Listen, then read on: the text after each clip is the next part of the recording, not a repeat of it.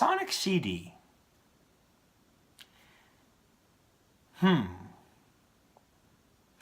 Sonic CD has been puzzling me lately. I do a segment on games that I would consider to be hidden gems, and I thought about doing an episode considering Sonic CD to be a hidden gem. But after further analyzing it, I'm not sure if it quite qualifies. So today I'm going to be talking about Sonic CD, the good, the bad, and the ugly about it, and ultimately deciding, is it actually a hidden gem for the ill-fated Sega CD? Or is it just another one of Sonic's forgettable episodes? Now, the first thing to note about Sonic CD is it's technically the third Sonic game release, being released before Sonic the Hedgehog 3 and Knuckles. And being released after Sonic 2, I feel did not do the game justice. See, in Sonic 2, there was so much more added to the base game of Sonic the Hedgehog 1. We had 7 Chaos Emeralds instead of 6. We had Tails as a companion, which is quite the fan favorite. We had an increase in more levels and more intricate boss design. Plus, we also had the ability to turn Super Sonic if you collect all the 7 Chaos Emeralds before the game's completion and gather 50 rings, you become Super Sonic. And Sonic CD, while having other mechanics of its own, doesn't have all of that. See, Sonic CD is more of a time travel kind of game, and to its credit, it was actually very impressive. Now, each level within Sonic CD has 3 modes: the past, the present, and the future. And each one has their own backdrop, has their own enemy and item placement, and has the own variation of the musical score. Which is pretty impressive, not gonna lie. It makes sense why Sonic CD was on the Sega CD, which had more power, than on the Sega Genesis, because Sonic CD has the power to do a lot more.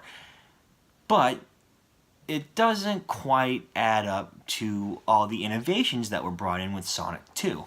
I just talked about how Sonic 2 had really intricate boss fights, and Sonic CD has some ones that I think are some of the best in the series. One example being the one from Quartz Quadrant, where you're on like a treadmill and you have to run and like knock Robotnik down just by running, and you can't actually damage him.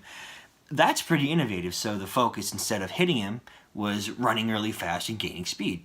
And of course, the poster boy of Sonic CD gets his own boss fight, Metal Sonic, which goes against what we know previously from all Sonic bosses. It's not based on hitting anything, it's a race.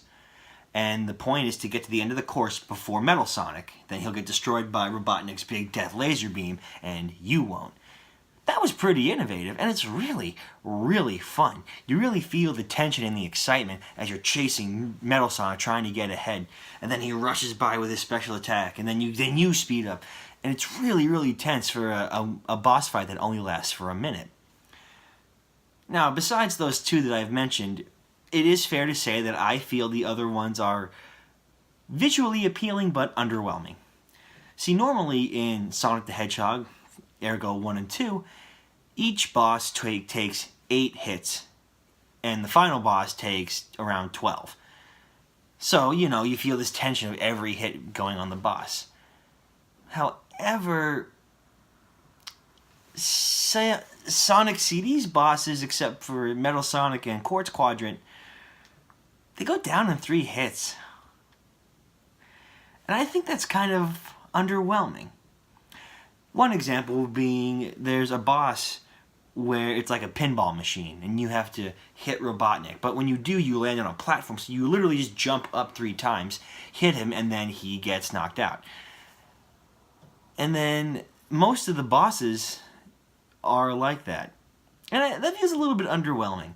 I'm not saying a boss should be ridiculously hard, but I felt having the 8 hits gave more of a challenge and more of a satisfying feeling when you beat it, especially considering the boss fight in Sonic CD only takes 3 hits as well.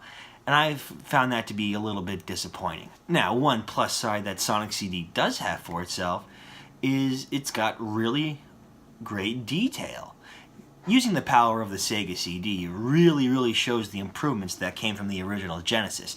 The backdrops are more colorful, all the sprites have more animation, and I think Robotnik has looked the best in Sonic CD. He has this more evil look when you're like looking at him from the side. Kind of hard to describe, but if you saw both of Sonic CD and Sonic 2 compared together, you would think, oh yeah, Sonic CD looks better. And a lot of things about Sonic CD look better. It's a very visually appealing game. But however, looks are not everything. It is fair to note that Sonic CD, I think, has some of the weakest level design in the Sonic series. Now, some levels from Sonic 1 and Sonic 2 had emphasis on you going really, really fast, but the levels were long enough so you couldn't reach the ending in like a second. So you felt like you were going through a long obstacle quickly. Sonic CD's layout is more of a vertical layout. One example being my least favorite level, Wacky Workbench. It's a level based on going up and down, not left and right. And in a game where I'm used to going left to right really quickly, it's a little bit underwhelming to experience levels that focus on going up and down when that's not really the focus of Sonic. Not saying that the levels are necessarily bad, I just think they were better designed in Sonic 1 and 2, emphasizing the core mechanics of the game. So we've talked about design, we've talked about boss fights. Now, let's talk about music score. Another good thing about Sonic CD is the music is kick-ass. What's awesome too is that there's actually two soundtracks. There's the Japanese version and the American version. The Japanese version having the more cartoony Sonic feel to it, whereas the American version has a bit more of that 90s edge to it. One thing to note is that the boss fights against Dr. Robotnik are completely different, showing the tones of music. See, the Japanese one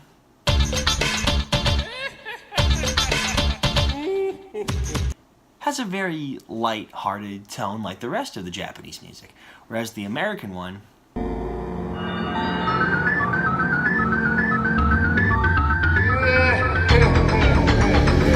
has more of a menacing tone to it. It feels like Robotnik is terrifying, and it makes me really anxious getting ready for a boss fight. So having two completely different soundtracks is pretty impressive, and they are distinctly different. They don't sound alike. Now, another character that was introduced into this Sonic universe for the first time was Sonic's love interest, Amy Rose. Now, in Sonic CD, she's in it for two levels. She's in the first few seconds of Collision Chaos, and she's at the very end of the Stardust Speedway. So what happens is, in-game, you're running around as Sonic, and then there's Amy. But then she gets grabbed by Metal, and then he speeds off. And it kind of feels like that beginning in Mega Man X, like talked about in Egoraptor's Sequelitis, where it's like you feel kind of helpless, and then when you beat Metal Sonic, you're like, oh, I saved my girlfriend. But unlike Mega Man X, Sonic CD doesn't really have that feeling of progression. There's no feeling that you're getting stronger as the game continues. It's just the game continuing.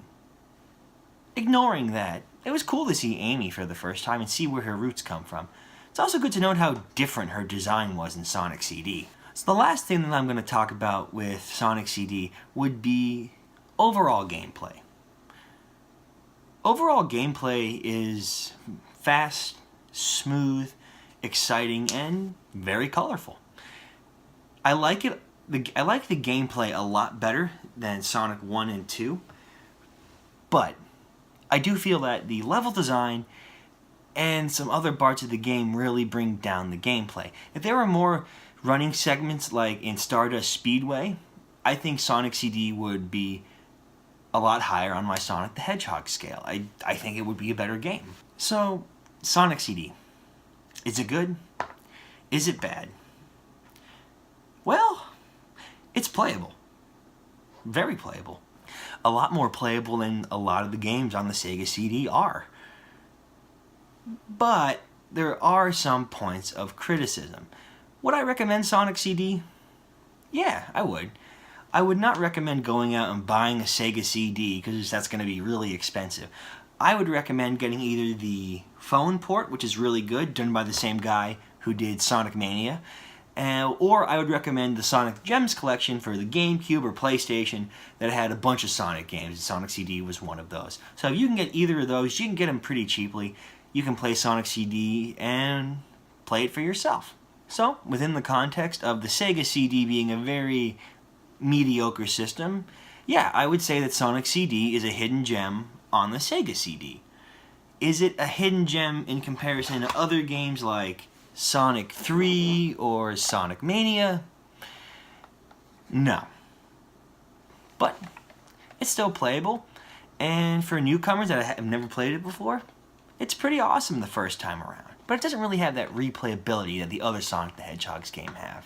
Alright everyone, this has been another episode of Kirk Talk. Thank you guys so much for watching. Please like and subscribe for more, and I will see you guys in the next one.